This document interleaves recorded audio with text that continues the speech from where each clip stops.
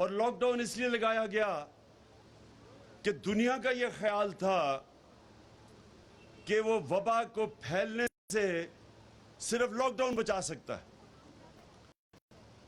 और आपको पता है कि यूरोप के अंदर जो वुहान शहर था उधर सारी जगह लॉकडाउन लग गया और मेरे पे बार बार यहां ऑपोजिशन प्रेशर डाला कि पाकिस्तान में भी लॉकडाउन लगाओ। और अभी भी मेरी स्टेटमेंट्स होंगी, आप मीडिया पे आके देखें कि जब मैं प्राइम मिनिस्टर था मैं एक चीज कही कि अगर मैं सारा मुल्क को लॉकडाउन करूंगा तो मुझे सिर्फ एक सवाल का जवाब दो कि दिहाड़ीदार का क्या बनेगा, जो सारा दिन मेहनत करके अपने बच्चों का पेट पालता है। जब आप लॉकडाउन कर देंगे तो उसकी तो दिहाड़ी गई, तो वो अपने बच्चों को कैसे पालेगा, अपने घर वालों को किस तरह पैसा लेके आएगा। मैंने सारी ऑपोजिशन वालों से पूछा तब, क्योंकि जब वो सबसे ज्यादा प्रेशर मेरे पे डाल रहे थे लॉकडाउन का, और मैं एक दफा उनसे जवाब नहीं सुना कि उनका क्या बनेगा। और मेरा ये मेरा ईमान है कि इनको फिक्र ही नहीं है इस तबके की। कभी इन्होंने मुझे नहीं बताया कि वो कैसे गुजारा करेंगे। चाइना जैसे मुल्क में तो वो घरों में खाना लेके गए। जब उन्होंने लॉकडाउन किया तो शहर में वुहान में वो घरों के अंदर खाना पहुंचाया उन्होंने। तो मैं इनसे पूछता था कि बताओ हम कैसे अपने कमजोर गरीब तबके को हम कैसे खाना पहुंचाएंगे, हमारे पास तो ना वसाइल है ना इंफ्रास्ट्रक्चर है। एक दफा इन्होंने इस सवाल का जवाब नहीं दिया, बल्कि मुझे ये ऐसी इन्होंने स्टेटमेंट्स दी कि इमरान खान के ऊपर FIR काटनी चाहिए, ये लॉकडाउन नहीं लगा रहा, जो मरेगा वबा से वो इमरान खान की जिम्मेदारी। लेकिन अल्लाह का करम है, आज सारी दुनिया इस चीज को मानती है कि वो 5 मुल्क जिन्होंने सबसे बेहतरीन तरीके से अपने मुल्क को वबा से भी बचाया, अपने गरीबों को भी बचाया, अपने मुल्क की माइशत को भी बचाया, उन 5 मुल्क में से पाकिस्तान एक था।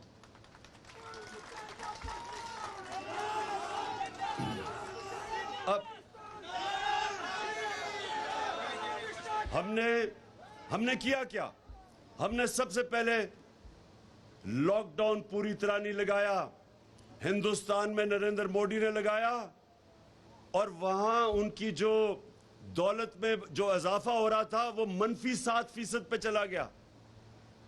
बेरोजगारी बढ़ गई, गुर्बत बढ़ी। वहां हमने अपने मुल्क में स्मार्ट लॉकडाउन लगाई, यानी कि थोड़ी थोड़ी जगह पे लगाए, लेकिन हमने ना कंस्ट्रक्शन सेक्टर को बंद होने दिया जो रोजगार देता था लोगों को, ना हमने अपनी ज़राअत को मुतासर होने दिया और ना हमने अपनी इंडस्ट्री को रोका। हमारा टेक्सटाइल सेक्टर, जब दुनिया में लॉकडाउन हुआ था तो हमने अपनी इंडस्ट्री को चलने दिया, जिसकी वजह से हमारी एक्सपोर्ट्स बढ़ी, जिसकी वजह से अल्लाह ने खास करम किया इस मुल्क पे कि आखिरी 2 सालों में 5.6% और दूसरे आखिरी साल में 6% मुल्क की दौलत में इजाफा हुआ, GDP ग्रोथ रेट हुई। और हमने पैसे दिए, जो अभी बात की गई कि हमने 12,000 रुपए 1.5 करोड़ खानदानों को पहुंचाया, क्योंकि हमें पता था निचले तबके में सबसे ज्यादा मुश्किलात का सामना करना पड़ रहा है। और सिर्फ ये नहीं किया, हमने मदद की, हमने इंडस्ट्री को पैसा दिया कि अपनी फैक्ट्रियां ना बंद करें, बेरोजगारी ना करें। हमने अपने निचले तबके को जो मैनेज किया, दुनिया ने इसको माना, हमारे एहसास प्रोग्राम को दुनिया मानी। और वो जो मुश्किल वक्त था, 1 सदी में एक दफा इतनी बड़ा दुनिया में बुरहान आता है, क्राइसिस आता है, उसको जिस हुकूमत को कहते थे अहल नहीं है, उसने सबसे ज्यादा अहलियत दुनिया के 190 मुल्कों में से वो 5 मुल्क थे जिनसे सबसे बेहतरीन तरीके से अपनी अवाम को बचाया, अपने गरीबों को बचाया, अपनी इंडस्ट्री बचाई, माइशत बचाई। और मैं ये बड़े फख्र से कहता हूं कि हमने सिर्फ ये नहीं किया। मैं हमेशा देखता था कि सर्दियों की इंतहा जब होती थी तो मजदूर सड़कों पे सोए होते थे, फुटपाथ पे सोए होते थे। हमने पहली हुकूमत पाकिस्तान की तारीख में जिसने फैसला किया कि हम पनाहगाह बनाएं, और ये खास मजदूरों के लिए था कि जो बाहर से पैसे दिहाड़ी करने आते थे, शहरों में पैसा मजदूरी करने आते थे, उनके लिए पनाहगाह बनाई। पनाहगाह के अंदर उनको वो सो सकते थे, वो नहा सकते थे, उनको खाना मिलता था सुबह का और रात का, ताकि वो जो भी अपनी दिहाड़ी कमाए वो अपने बच्चों को भेज सके, अपने खानदानों को भेज सके।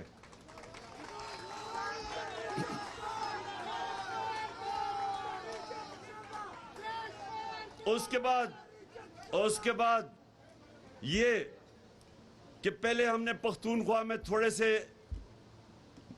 एक निचले तबके को सिर्फ हमने शुरू की सेहत कार्ड देना, फिर हमने सारे पख्तूनख्वा में, सारे पंजाब में, सारे गिलगित बल्तिस्तान में, आज़ाद कश्मीर में, जिधर जिधर हमारी गवर्नमेंट्स थी, हमने सारी गवर्नमेंट्स को हेल्थ इंश्योरेंस यानी सेहत कार्ड दिया कि हर खानदान के पास 10 लाख रुपए की हेल्थ इंश्योरेंस हो। और सबसे बड़ी बात क्या, वो किसी भी अस्पताल में 10 लाख रुपए तक अपना इलाज करवा सकते थे। यानी कि लाहौर के जो प्राइवेट सेक्टर में डॉक्टर्स हॉस्पिटल, जिधर सबसे महंगा इलाज है, उधर भी एक मजदूर सेहत कार्ड पे जाके अपना दिल का ऑपरेशन करवा सकता था। ये पहली दफा पाकिस्तान में हुआ, नहीं तो बेचारा गरीब धक्के खाता है सरकारी अस्पतालों में और अमीर प्राइवेट हॉस्पिटल्स में जाता था। ये पहली दफा पाकिस्तान में हमने अपने आम लोगों तक, जो सबसे मुश्किल एक घराने पे जो वक्त होता है वो होता है जब बीमारी होती है और उनके पास पैसा नहीं होता इलाज का, वो एक पूरा घराना कर्जे लेता है और गुर्बत की लकीर से नीचे चला जाता है सारा घराना।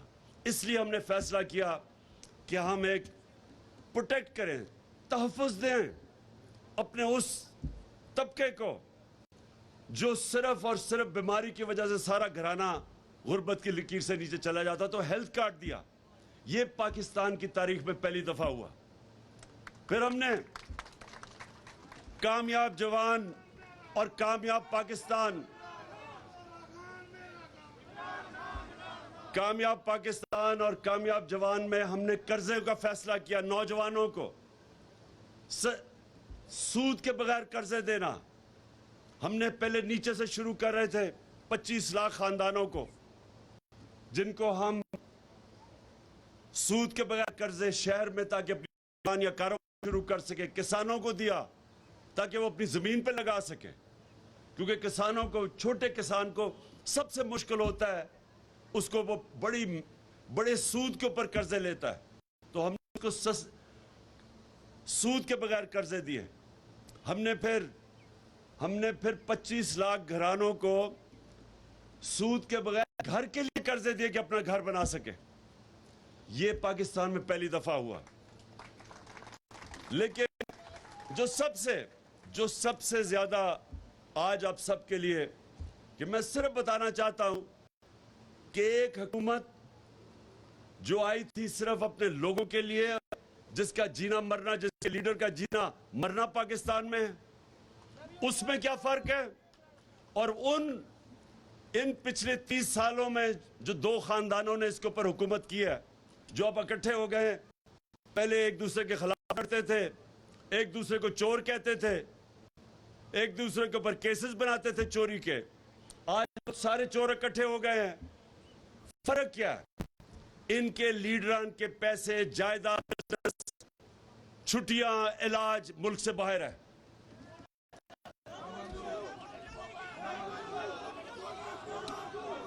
और इसीलिए इनको अमेरिका ने हमारे ऊपर मुसल्लत किया है, क्योंकि इनके पैसे बाहर पड़े हैं। ये कंट्रोल हो सकते हैं, ये लोग कंट्रोल हो सकते हैं भी। जिधर इनका पैसा है उधर इनके कंट्रोल पड़े हैं, उधर इनकी डोरियां पड़ी हुई हैं। ये करेंगे। अगर रूस सस्ता तेल बेच रहा था, जो हम उनसे मुआहदा कर रहे थे कि 30% कम कीमत पे तेल रूस से खरीदें, हिंदुस्तान 40% कम कीमत पे रूस का तेल खरीद रहा है। जब ये 60 रुपए लीटर बढ़ा रहे थे डीजल और पेट्रोल, तो हिंदुस्तान में 25 रुपए कम कर रहे थे।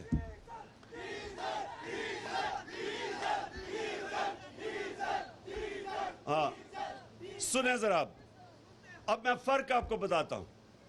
जो हुकूमत आई थी आपके लिए और जो हुकूमत आई थी अपने करप्शन के केसेस खत्म करने में, उसमें क्या फर्क है? हमने 200 अरब रुपए की सब्सिडी रखी। हमने फैसला किया कि तेल और पेट्रोल बहुत महंगा है, इसलिए उसकी सबसे ज्यादा बुरे असरात हमारे गरीब मजदूर, किसान, इस तबके पे पड़ते हैं।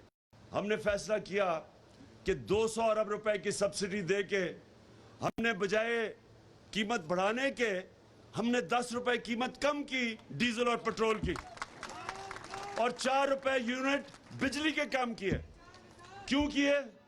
हमारे पे भी प्रेशर था, IMF का हमारे पे भी प्रेशर था, लेकिन हमने फैसला किया कि हम अपने लोगों के ऊपर मजीद और बोझ नहीं डाल सकते। हमने बचाया लोगों को। इन्होंने महंगाई मार्च की कि जी डूब रहे हैं, इन्होंने माशी कत्ल कर दिया लोगों का।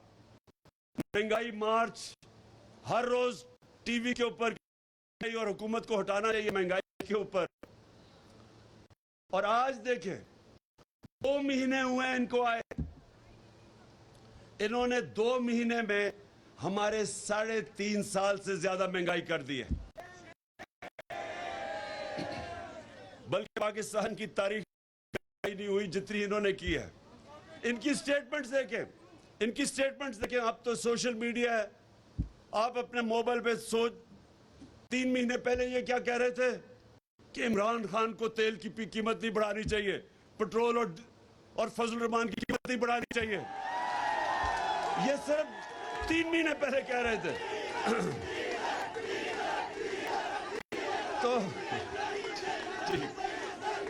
तो इन्होंने कहा, बस इन्होंने कहा कि आपको कि ना बिजली की, ना तेल की, ना इसकी पेट्रोल की, ना उसकी कीमत नहीं बढ़ानी। अब सुने जरा, एक मिनट सुने सर। अल्लाह याद रखे, अल्लाह हक है, सच का खुदा है। तो 3 महीने में सारी कौम, जब 60 रुपए लीटर पेट्रोल, 60 रुपए डीजल, 10 रुपए यूनिट बिजली, सिर्फ 3 महीने में।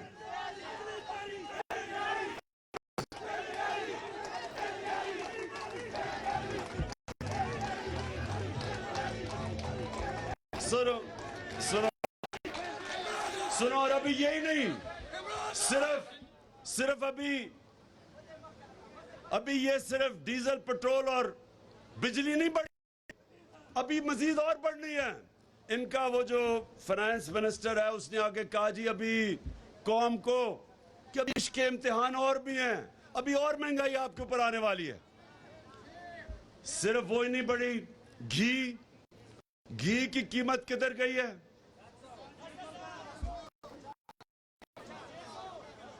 कभी पाकिस्तान की तारीख में ऐसे घी की कीमत बढ़ी है?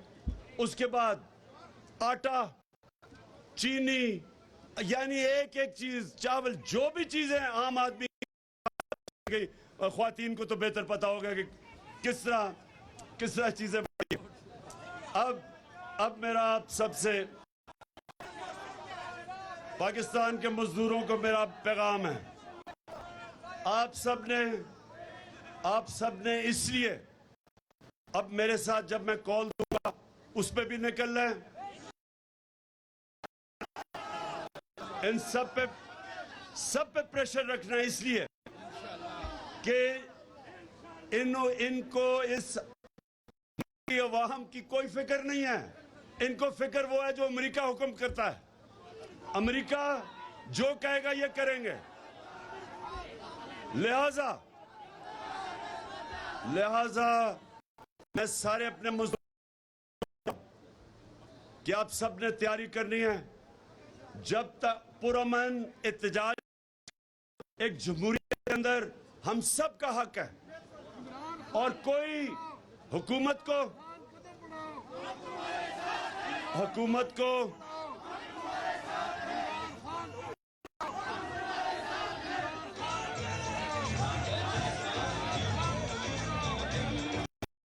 तो दो आखिर में जरा सुने, दो चीजें। एक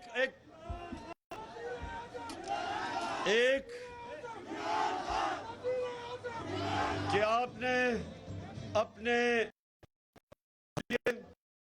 आपने सबने पुरअमन एहतजाज की मेरे साथ करनी है। अगर हम कोरोना के दौरान हम लोगों को पैसे दे सकते थे, हमें पता था निचले तबके को मुश्किल में है, अगर हम 12,000 रुपए दे सकते थे, तो इस मुश्किल वक्त में जब हर चीज महंगी हो गई है, ये इस हुकूमत की भी जिम्मेदारी है कि ये इसी तरह निचले तबके को, निचले खानदानों को पैसे दे, 12,000 दे जिस तरह हम देते थे, ताकि लोगों के ऊपर बोझ कम हो। और दूसरी चीज, मेरी आखिरी चीज सुन लो, अब आखिरी बात सुनो। ये जो हमारे ऊपर चोरों के टोले को हमारे ऊपर मुसल्लत किया है अमेरिका ने, और यहां से जो साजिश हुई है, ये अब समझ जाए कि ये रह गए तो सबसे पहले तो जमहूरियत खत्म, क्योंकि अगर पार्लियामेंट के अंदर ऑपोजिशन लीडर नाराज होगा तो इसका मतलब पार्लियामेंट खत्म है। जो लोटा अगर वो ऑपोजिशन लीडर है जो नून लीग पे टिकट पे लड़ेगा, खत्म। फिर FIA खत्म, क्योंकि FIA के ऊपर शहबाज शरीफ खुद आके बैठ गया।